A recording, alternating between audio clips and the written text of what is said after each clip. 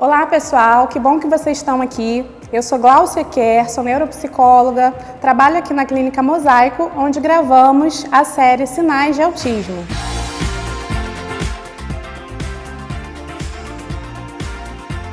Nessa série, nós vamos abordar alguns dos principais instrumentos da avaliação do TEA, entre eles, algumas tarefas no rastreio do autismo em crianças. Na aula de hoje, nós vamos falar sobre o Tom Task e o NEPS-2. Espero que vocês gostem. Vamos lá! Bom, antes de eu começar explicando sobre as baterias NEPS e Tom Task, eu gostaria de falar um pouquinho sobre a importância, Quando a gente faz a avaliação, é importante a gente fazer uma boa anamnese, uma anamnese completa com os pais, para a gente poder montar o perfil da criança.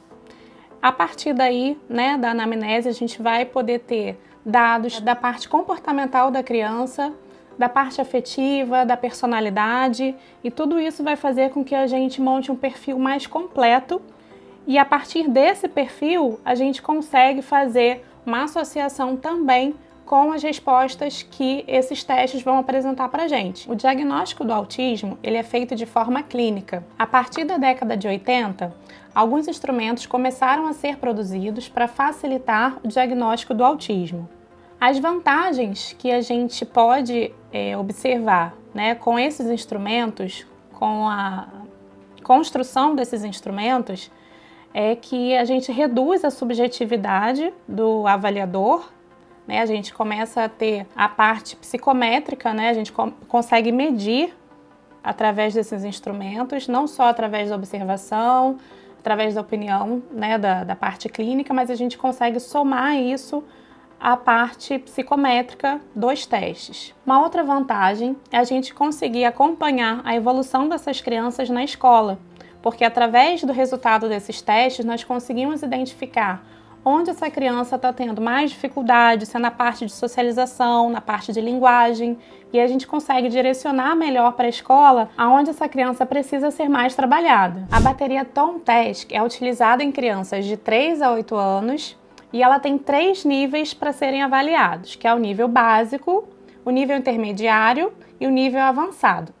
Esse é um instrumento bem completo. Ele avalia tanto a compreensão das emoções, como compreensão de pontos de vista diferentes, falsas crenças, e é um instrumento em que, apesar de cada nível ser indicado para uma idade diferente, o ideal é que se aplique todas as tarefas para todas as idades. É um instrumento bem lúdico e bem fácil de ser aplicado. Agora vocês vão ver a parte da tarefa A, que é o reconhecimento das emoções básicas, onde a criança vai precisar olhar as imagens que estão aí na tela e o avaliador ele vai falar as frases e a criança vai precisar escolher, vai precisar apontar para a resposta que ela considere ser a correta. Nesse slide, a gente diz a seguinte frase para a criança: aponte para a face que está feliz.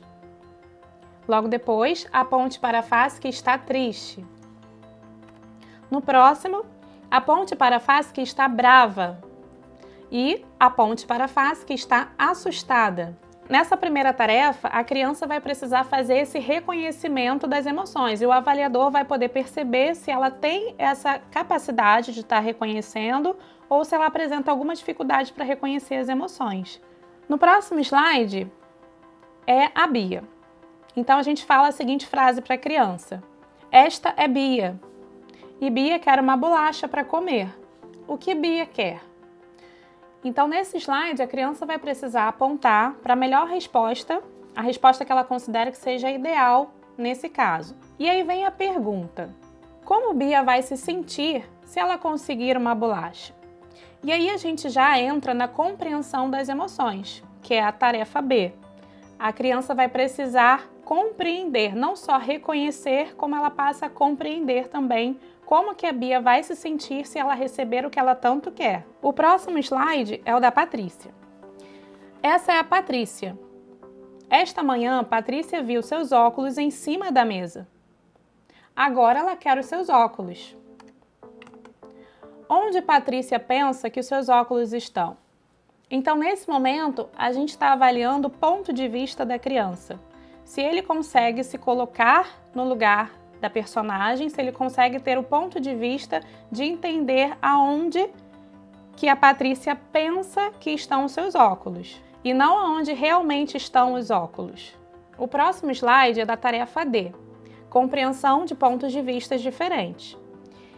Nesse slide a gente fala a seguinte frase para a criança: Sandra está no parque. Vicente está no parque também. Sandra e Vicente estão olhando para uma estátua. Quando Sandra olha para a estátua, o que ela vê? Quando Vicente olha para a estátua, o que ele vê?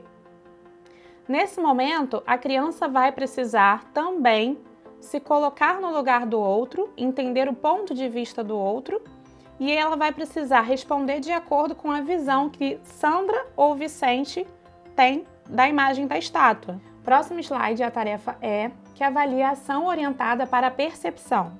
Nesse slide, a gente fala a seguinte frase para a criança: Este é o Francisco, e Francisco quer suas chaves. Francisco tem 2 molhos de chaves, que são exatamente iguais. Um molho de chaves está em cima do sofá e o outro molho de chaves está sobre a cama. Hoje Francisco viu as chaves em cima do sofá. Francisco não viu as chaves sobre a cama.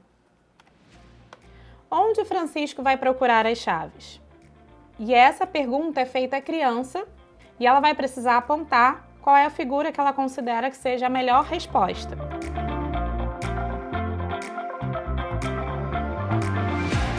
Eu vou falar um pouquinho agora sobre a bateria NEPS, que é uma bateria de avaliação neuropsicológica que investiga o desenvolvimento neuropsicológico de crianças de 3 a 16 anos. O teste fornece medidas sensório-motor, linguagem, processamento visoespacial, aprendizado e memória, atenção a funções executivas e percepção social. Existem instrumentos que são específicos na avaliação dos sintomas do TEA.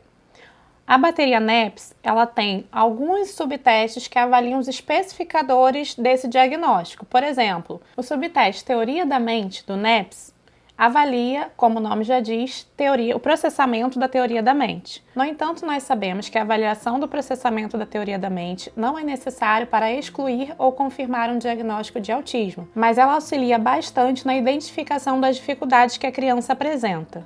O NEPS é a bateria de maior abrangência cognitiva e de faixa etária da infância até a adolescência. É um instrumento que permite criar uma avaliação personalizada em 6 domínios diferentes, a fim de responder a perguntas de encaminhamentos ou preocupações sobre o diagnóstico. Os resultados fornecem informações que podem levar a um diagnóstico preciso e a um planejamento e intervenção nas escolas e em casa. Eu gostaria de falar sobre a importância dessas 2 baterias que a gente abordou hoje nesse episódio. Como eu falei anteriormente, o processamento de teoria da mente não é necessário para excluir ou classificar um diagnóstico como positivo, um diagnóstico de TEA. No entanto, a gente sabe que essas informações ajudam e facilitam muito nesse diagnóstico. Então, a bateria Tom-Task ajuda muito nesse sentido.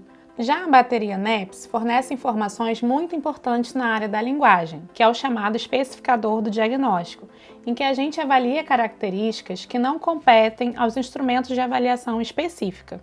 Por exemplo, o Proteia ou MChat, que vamos apresentar nos próximos episódios. Essa avaliação da linguagem ajuda no processo de finalização do diagnóstico, em que precisamos identificar se o autismo está ou não associado a algum prejuízo na linguagem funcional. Então, finalizamos por aqui esse episódio e a gente se vê no próximo episódio com as escalas Vineland 3 e MChat. Até lá, pessoal! Gostou do episódio? Esse é apenas o primeiro de 5 episódios da série Sinais de Autismo, onde a Gláucia vai mostrar muito mais testes e informações sobre o diagnóstico do TEA. Se você gostou, pode ter acesso a todos os outros episódios sendo assinante no portal Ciautismo Plus. Basta acessar ciautismo.com.br ou clicar no link aqui na descrição deste vídeo e fazer a sua assinatura por apenas R$1 nos primeiros 30 dias. Te esperamos lá, hein?